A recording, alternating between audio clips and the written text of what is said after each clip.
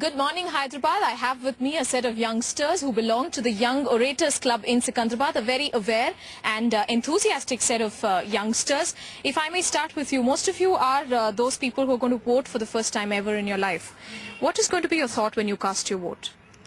Actually, this is for the first time I'm voting, so I'm a little excited because I am actually a part of the process of selecting my leader.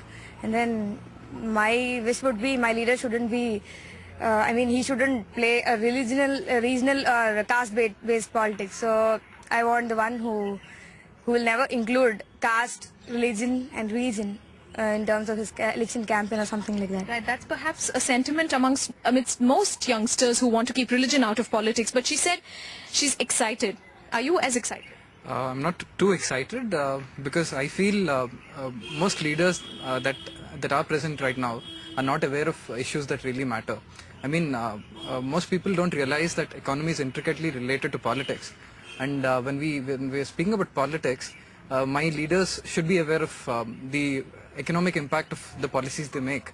And I want my leader to be more aware of those aspects. To be more aware of the economy. What about you? He thinks that perhaps from what you say, maybe giving a television set like one of our leaders in AP has announced, free of cost. Do you think those kind of SOPs really work? Does it make a difference to you? It doesn't make a difference to me, and I don't think it makes a difference to them as well.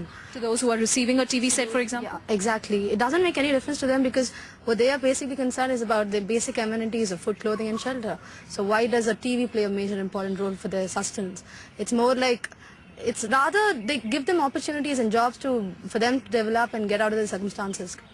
Right, give jobs. That perhaps is the biggest evil all of us are fighting. What is that one change you would want to see in the leader you're casting the vote for? The change that you need? The leader that I'm casting a vote for, see, an honest leader is beyond, it's over-optimistic, you know. You want an honest leader and who's strong enough to change the entire system. It's not going to work out. I would be happy if my leader, between taking bribes and playing dirty politics, if he can still do what is necessary, what is required to be done for the society, I would be happy with that for now.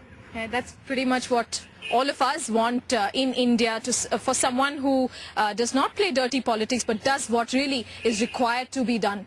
In Hyderabad, Radhika Iyer, NDTV.